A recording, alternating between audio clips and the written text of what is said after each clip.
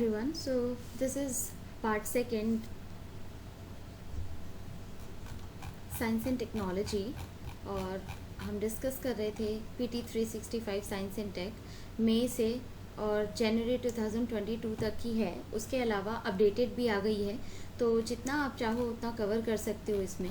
तो second topic cover करेंगे आज हम, जिसमें जेनेटिकली मॉडिफाइड क्रॉप्स, अगर आपने सुना हो GM क्रॉप्स, और इसके जो भी सिग्निफिकेंस है, तो इसके बारे में जो डिस्कशन है, why it is in news. So India से जो भी अगर आप बात करते हो, इंडिया इंपोर्ट करेगा जेनेटिकली मॉडिफाइड जो सोयाबीन है, लाइव स्टॉक, या आप कह सकते हो कि चारा, जो भी आप जितने भी पशु हैं या जो भी पशु हैं उसके चारे के लिए जो यूज़ किया जाएगा लाइव स्टॉक, तो उसको इंपोर्ट करने की बात की जा रही है। उसके अलावा अगर हम बात करते हैं न्यूज़ में क्यों है और कौन सी मिनिस्ट्री है, तो ministry of environment, forest and climate change clear the proposal on the grounds of material non living है, इसीलिए इसको इंपोर्ट करने की बात की जा रही है, जिससे कि आप कह सकते हो कि चारा की जो क्वांटिटी है उसको बढ़ाया जा सके और जो न्यूट्रिशन वैल्यू है उसको बढ़ाया जा सके, बिकॉज जेनेटिकली मॉडिफाइड क्रॉप को मॉडिफाई करके और उसमें जो भी न्यूट्रिटिव वैल्यूज़ है उसको चेंज किया जा सकता है। अगर आपने GM क्रॉप्स के बारे में सुना होगा, जैसे जेनेटिकली मॉडिफाइड में जो भी न्यूट्रिशन वैल्यूज़ हैं उसको चेंज किया जा सकता है। जैसे सिंगल जीन है, आइसोलेट करके मॉडिफाई किया फर्स्ट स्टेप में। उसके बाद है जो main copies of the gene and inserted into the plant cell and induce to grow. तो उसमें जो भी मेन सेल होगी, जैसे यहाँ से कट किया, उसका DNA में मॉडिफिकेशंस किया और प्लांट सेल में ग्रो किया गया है। उसके बाद जो थर्ड प्लांट ग्रो होगा, that seed mature plant and studied for successful transformation. तो ये ट्रांसफॉर्मेशन होगा इसका। सक्सेसफुल ट्रांसफॉर्मेशन के बाद जो भी उसका यूज़ होगा, तो इसे प्रॉपर जो है ग्रोथ मीडियम है, ग्रोथ मीडियम के अकॉर्डिंग इसमें जो भी नेक्स्ट प्लांट होंगे उसको देखा जाएगा, और उसी की वजह से जो भी उसमें मॉडिफिकेशंस होंगे, या आप रूपांतरण कह सकते हो, तो मॉडिफिकेशंस के बाद उसको यूज़ किया जा सकता है। जैसे सपोज़ करो कि कॉटन के लिए आपने सुना होगा, जैसे जेनेटिकली मॉडिफाइड है कॉटन में, जो पुराने टाइप की कॉटन होती थी, जो आप कह सकते हो कि देसी कॉटन, और उसमें जो मॉडिफिकेशंस के बाद BT कॉटन का प्रोडक्शन किया जाने लगा, जिसमें कि प्रोडक्शन उसका ज़्यादा बढ़ गया और जो फंगल इन्फेक्शन वगैरह होते थे उसमें, तो वो बंद हो गए थे। तो उसकी वजह से जो प्रोडक्शन होने लगा, बट उसमें क्या है कि रेजिस्टिंग वैल्यू जो है, जैसे जो प्योर कॉटन की वैल्यू थी वो ख़त्म होने लगी है। और आप कह सकते हो कि यहाँ पे तो नॉन लिविंग थिंग्स के लिए है, तो हम जैसे खाने में एनिमल्स वगैरह को दे सकते हैं, जो भी उसकी न्यूट्रिटिव अच्छी वैल्यूज़ हैं उसको दिया जा सकता है।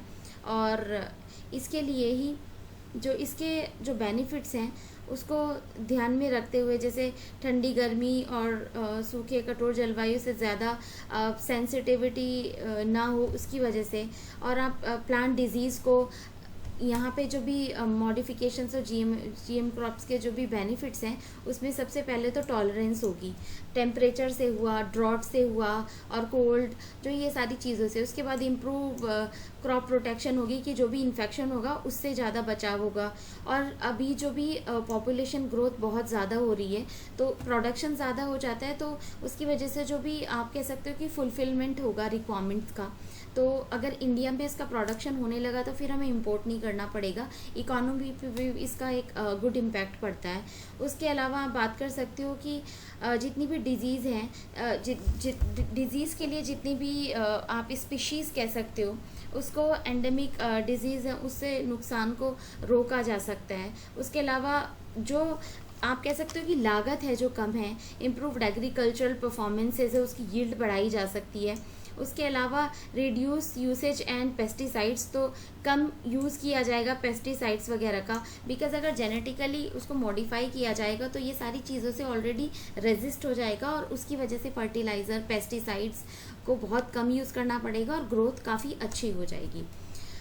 अगर इसके अलावा बात करते हैं ministry of economic affairs and climate change, genetically engineering appraisal committee है, GEAC, special committee that is ministry of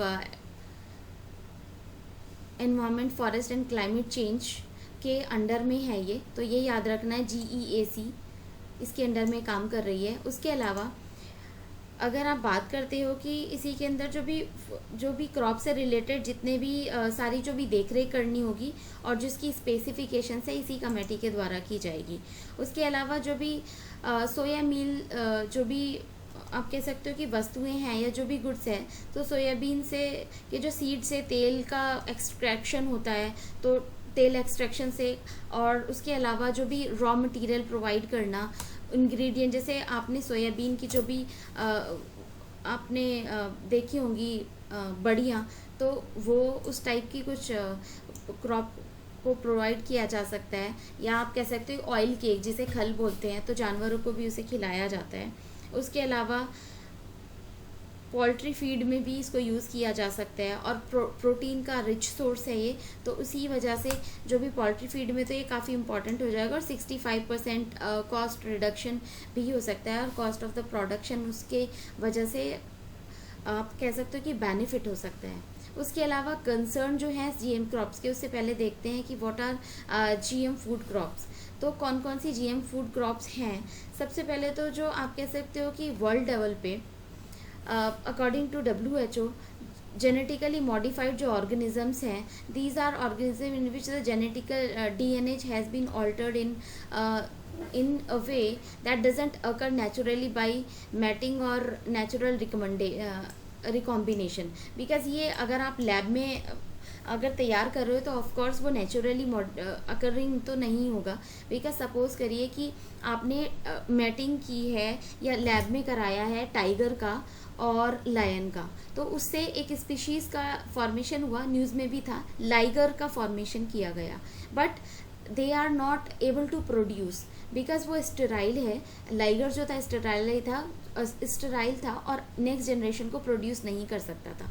इसीलिए यहाँ पे भी रिकम्बाइन जो नेचुरल रिकम्बाइन नहीं है, तो सबसे ज़्यादा बड़ा ड्रॉबैक तो ये है। Food production from using GM organizations are referred to as GM food. GM food carry genes of other species, artificial जो insertion से formation हो रहा है, तो ये कहीं कहीं पे आप कह सकते हो कि हेल्थ के लिए भी बहुत अच्छा नहीं होता। डिपेंड करता है कि अगर कुछ भी मॉडिफिकेशन हुआ लैब में और इसका अभी नहीं पता कि आपकी हेल्थ पे इसका क्या इफ़ेक्ट पड़ेगा, whether it will be beneficial for you और whether it will be harmful for you. Because अगर आपने बीटी ब्रिंजल के बारे में सुना होगा तो वो हार्मफुल है, उसको इंडियन गवर्नमेंट ने परमिशन नहीं दी हुई है।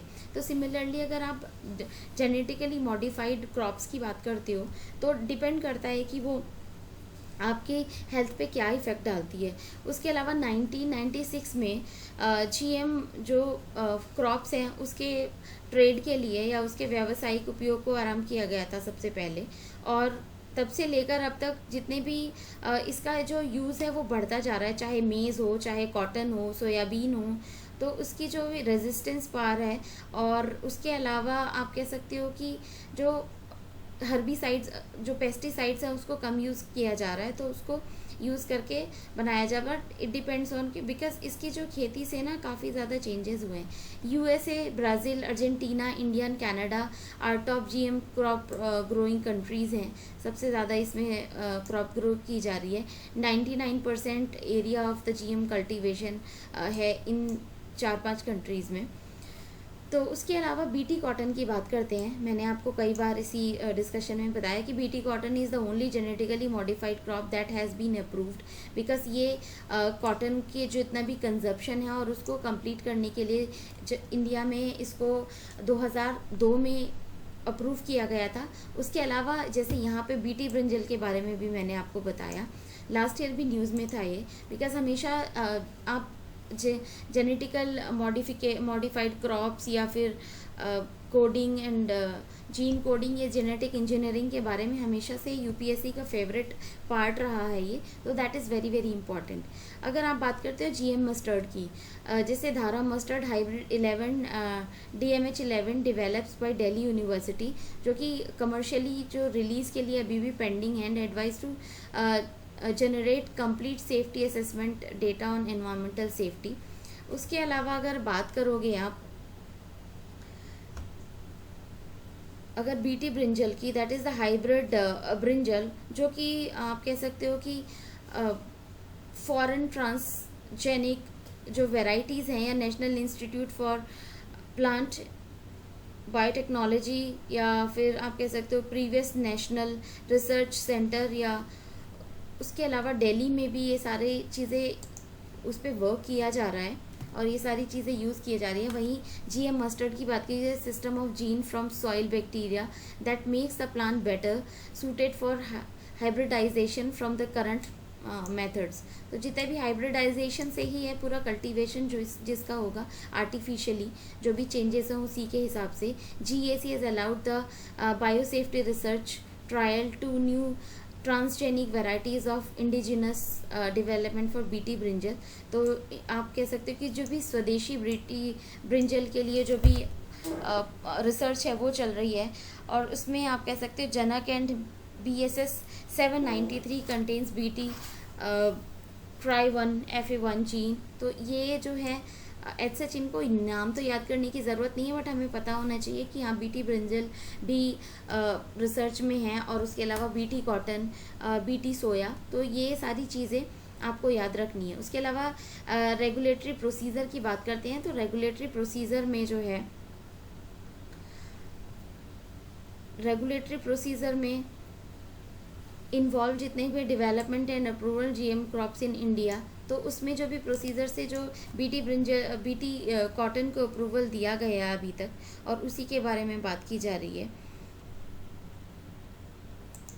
तो इसका जो प्रोसेस है, सबसे पहले 1989 में GMOs और उसके जो भी प्रोडक्शन से मैनेजमेंट की प्रक्रिया को जो आप कह सकते हैं एडमिनिस्टर करने की, या आपको इसे प्रशासनिक करने के जो रूल्स थे वो एनवायरनमेंट के कंजर्वेशन को लेके थे। 1986 में भी उसको ध्यान दिया गया और उसी के अंडर सारे जो भी गाइडलाइंस थी वो इशू की गई। उसके अलावा 2 गवर्नमेंट एजेंसीज है, जैसे MOECC है, ministry of environment forest climate change, और डिपार्टमेंट ऑफ बायोटेक्नोलॉजी रिस्पॉन्सिबल है इम्प्लीमेंटेशन और रेगुलेशंस के लिए। और उसके अलावा there are various authorities to handle different aspects of regulations, और दीज आर अगर आप बात करते हो DNA एडवाइजरी कमेटी है, इंस्टीट्यूशनल बायोसेफ्टी कमेटी है, रिव्यू कमेटी है, जो कि जीन मैनिपुलेशन के लिए जितने भी चेंजेस हैं उसकी देखरेख करती है। GEAC है, स्टेट बायोटेक्नोलॉजी कोऑर्डिनेशन कमेटी है, और डिस्ट्रिक्ट लेवल कमेटी है। तो ये सारी जो भी आप कह सकते हो कि एडमिनिस्ट्रेटिव बॉडीज़ हैं जो कि इसको पूरे प्रोसेस को देखती हैं, और कुछ भी चेंजेस हैं या जो भी अप्रूवल्स हैं उस सब के लेके काम करती है। उसके अलावा जेनेटिकली मॉडिफाइड जो ऑर्गेनिजम्स हैं उसके कुछ ड्रॉबैक्स भी हैं। सबसे ज़्यादा तो बात करते हैं प्रभावों को कोई जानकारी अभी मिलने पर पता चलेगा, बिकॉज कोई भी न्यू जो इन्फॉर्मेशन होती है वो सारा देखना। GEAC shall power to revoke, जितने भी कोई नया चेंजेस आते हैं उसको रिवोक कर सकती है। और GMO जितने भी आप कह सकते हो कि एनवायरमेंटल चेंजेस और किसी भी प्रकार का जो नुकसान किए जाने पर जिसकी अप्रूवल, और जिसको आप कह सकते हो कि अप्रूवल के अलावा जितने भी परिकल्पनाएं आप कह सकते हो कि नहीं हुई हैं, तो उसको ध्यान में भी रखा जाता है। और कुछ भी चेंजेस होंगे या कुछ भी एनवायरनमेंट को प्रॉब्लम होती है किसी भी ह्यूमन बीइंग को, तो ये GEAC उसको रिवोक कर सकती है। Non compliance of any condition stipulate by GEAC, तो जितने भी प्रावधान हैं उनका निर्धारण GEAC ही करता है, जो भी लॉज वगैरह हैं। उसके अलावा इसके कुछ न्यूज़ हैं, बट उससे पहले हम देख लेते हैं उसके जो भी कंसर्न हैं GM क्रॉप्स को लेके। सो सबसे पहले तो जो चेंज है इकोलॉजिकल कंसर्न है, बिकॉज अगर आप बात करोगे तो स्पेसिफिकेशंस हैं पर्टिकुलर, जैसे पॉलिनेशन को लेके उसके जो भी बैड इम्पैक्ट्स हैं, जीन प्रभाव को लेके प्रतिरोधक क्षमता है, या फिर आप कह सकते हो कि रेजिस्टेंस जो पार है रिजल्ट उसका डेवलपमेंट, उसके जो भी रिजल्ट्स हैं, तो उसके आप वीडीसाइड जो वीड्स हैं उसको कम करना, उसके डेवलपमेंट को रोकना, उसको कम करना बहुत मुश्किल हो जाता है। उसके अलावा अगर हम बात करेंगे तो बायोडाइवर्सिटी, या फिर बायोडाइवर्सिटी और पोल्यूट जीन पोल्स और एंडेंजर्ड प्लांट स्पीशीज़, तो उसको जितने भी जीन पूल को है प्रदूषित कर सकता है कि कुछ भी जीन पूल है उसमें जो भी चेंजेस हैं उसकी वजह से क्रॉप में या प्रॉपर उसके जीन में ही प्रॉब्लम हो जाए। बायोसेफ्टी कंसर्न है सबसे ज़्यादा, जिसमें सबसे पहले जितने भी जेनेटिक मॉडिफिकेशंस हैं उसके प्रोडक्शन, नेचर और उसके माइक्रो ऑर्गेनिजम्स की जो मेटाबॉलिक चेंजेस हैं और वो प्रॉब्लम भी हो सकती है और उसमें जो है रिस्क भी है। तो ये सारी चीज़ें भी हैं क्योंकि आपको नहीं पता चलेगा कि न्यू क्रॉप है उसमें क्या चेंजेस हुए और एनवायरनमेंट और हमारी हेल्थ पे उसका क्या फ़र्क पड़ सकता है। Newer protein in GM crops which have not been consumed as food have the risk of becoming allergic, तो आपको नहीं पता चलेगा कि वो एलर्जिक है, किसी को एलर्जी हो भी सकती है, बॉडी में बहुत सारे चेंजेस भी हो सकते हैं बिकॉज ये प्रोटीन नहीं है और वो भी आर्टिफिशियल आप कह सकते हो कि प्रोड्यूस्ड है। Gene use for the antibiotic resistant, because antibiotic resistant हो जाती है जीन, बिकॉज ये अगर नेचुरली प्रोड्यूस नहीं है तो आप डिपेंड करता है कि आपकी एंटीबायोटिक्स पे काम करेंगी कि नहीं करेंगी। बैक्टीरियल इन्फेक्शन है तो किस तरीके से एंटीबायोटिक रेजिस्टेंस हो सकता है। सोशियो इकोनॉमी कंसर्न जो है, risk of patent enforced can oblige farmers to depend on giant engineering companies, क्योंकि जैसे आपने सुना होगा कि जो भी अब जो पहले कॉटन के जो बीज मिलते थे, जो देसी बीज था इंडिया का, वो मिलना ही बंद हो गया है। जनरली सब जगह पे बीटी कॉटन ही मिल रहा है। तो पहले क्या होता था कि भले ही कम पैदावार होती थी बट वो जो एनवायरनमेंट से रेजिस्ट करता था कॉटन अपने आप को, और जो उसकी क्वालिटी थी वो भी बहुत अच्छी थी, भले ही प्रोडक्शन कम था। बट अभी क्या है कि बहुत सारी कंपनीज फोर्सफुली भी फार्मर्स को बोल सकती हैं कि आपको यही कॉटन उगाना है, या फिर जिसका जो पैसा ज़्यादा मिल रहा है तो फोर्सफुली भी किया जा सकता है। तो ये सारी चीज़ें काफ़ी हज़ार्डियस हो जाती हैं एनवायरनमेंट के लिए, ह्यूमन लाइफ के लिए। उसके अलावा जितने भी प्लांट्स उसमें केवल एक ही मौसम के लिए व्यवहार हो सकता है, और उसके अलावा चीज़ें आप कह सकते हो कि स्टेरिलिटी बढ़ सकती है सीड्स में। एक जर्मिनेशन अगर नहीं होता तो वो भी प्रॉब्लम हो सकती है। किसानों को पर्याप्त, अगर आपके जो भी सीड्स हैं उसको जो एक्सचेंज है या ख़रीद है वो ना हो, तो ये सारी चीज़ें भी प्रॉब्लम है। उसके अलावा बीटी ब्रिंजल के बारे में बात करते हैं तो बीटी ब्रिंजल जो है जेनेटिकली मॉडिफाइड क्रॉप है, and BT brinjal is crop genetically modified to carry a gene from a naturally occurring soil borne bacteria and called bacillus thuringiensis. तो इसीलिए इसको बीटी कॉटन कहा जाता है। बैसिलस थ्रिंजेनेसिस इसका फुल नेम है, which producer crystal protein that protects the plants organise insect. जैसे कि पेस्ट में बैंगन में कीड़े पड़ जाते हैं तो इस वाले बैंगन में कीड़े नहीं पड़ते। तो यही आप देख सकते हो कि कीड़े जैसे नॉर्मल बैगन आते हैं हमारे कंट्री में, इंडिया की बात कर रहे हैं, जब हम सब्ज़ी लेने जाते हैं तो कीड़े पड़ जाते हैं। तो ये है कि हाँ एटलीस्ट अगर उसमें एनिमल खा रहे हैं उसको, दैट मीन्स कि वो ईटेबल है। अदरवाइज़ क्या होगा कि आपको पता चलता है कीड़े भी नहीं हो रहे हैं, क्योंकि कुछ ज़रूरी नहीं है कि सारी चीज़ें ख़राब हो जाएं, बट इससे हेल्थ के ऊपर हैज़ार्डियस इम्पैक्ट पड़ सकता है जो कि अभी सर्टेन नहीं है। तो ये इसके ड्रॉबैक्स हैं। उसके अलावा कुछ रिलेटेड न्यूज़ हैं। Draft notification on food safety and standards की बात करते हैं, जिसमें कि फसाई, अगर फसाई से रिलेटेड जितनी भी न्यूज़ हैं उसके बारे में बात करेंगे।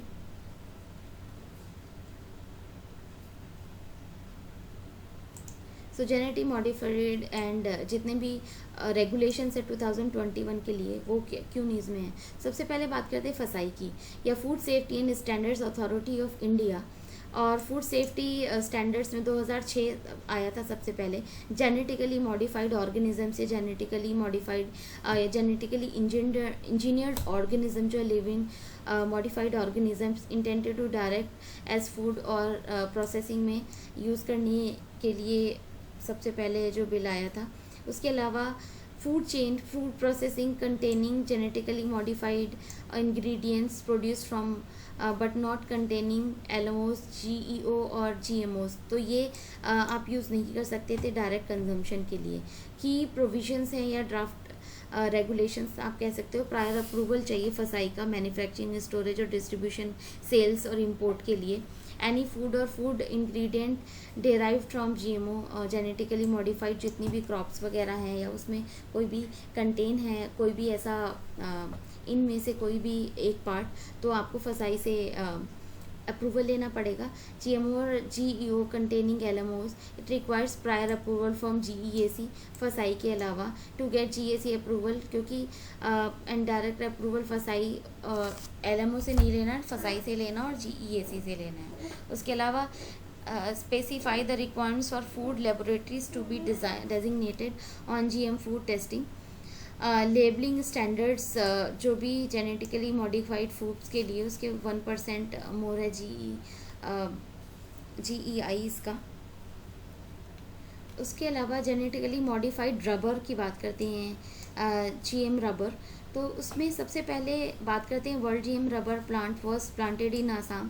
सबसे पहले आसाम में प्लांट किया गया, तो ये एक याद रखने वाली बात है, बिकॉज इस वजह से ये इम्पॉर्टेंट हो सकता है कि पूरे वर्ल्ड में सबसे पहले जो भी प्लांट किया गया उसको लगाया गया तो आसाम में लगाया। GM rubber plant which is the first of its kind developed specifically for the north east region के लिए बनाया गया है और वहीं पे ही फ्लोरिश होगा। और जितने भी जो, क्योंकि क्लाइमेटिक कंडीशंस ठंडा एरिया है और उसी में भी वो फ्लोरिश करेगी। एडिशनल अगर आप बात करते हो additional copies of the gene modified genes containing super oxidant dismutants inserted in it. GM rubber plant में आप बात करते हो tide over the several cold conditions, तो उसमें जितनी ज़्यादा से ज़्यादा कोल्ड कंडीशंस में भी रह सकते हैं।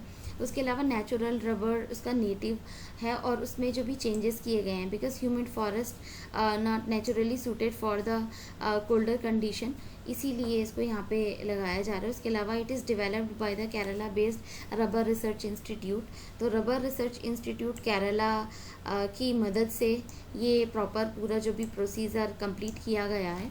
तो जो भी इस टॉपिक में हमने जेनेटिकली मॉडिफाइड क्रॉप्स के बारे में पढ़ा, इसका पूरा प्रोसीजर पढ़ा, उसके बेनिफिट्स क्या हैं, उसके कंसर्न जो भी है, उसके ड्रॉबैक्स क्या हैं और कौन सी मिनिस्ट्रीज़ हैं, तो ये टॉपिक ख़त्म होता है। नेक्स्ट टॉपिक हम पढ़ेंगे जीनोम सीक्वेंसिंग। इसमें थोड़ा ज़्यादा टाइम लग रहा है, उसके बाद के चैप्टर्स में इतना टाइम नहीं लगेगा, बिकॉज इसमें चीज़ें थोड़ी समझने वाली हैं और थोड़ी सी ट्रिकी हैं, तो उसको हमें थोड़ा ज़्यादा ध्यान से पढ़ना पड़ेगा। Till then take care and channel से जुड़ने के लिए प्लीज़ सब्सक्राइब करिए, बेल आइकन को दबाइए ताकि कोई भी न्यू वीडियो अपलोड करती हूँ मैं, कोई भी न्यू ट्रिक अपलोड करती हूँ तो आपको इजीली मिल जाए और आपको अपकमिंग एग्जाम्स में हेल्प करे। Till then take care, bye bye, thank you.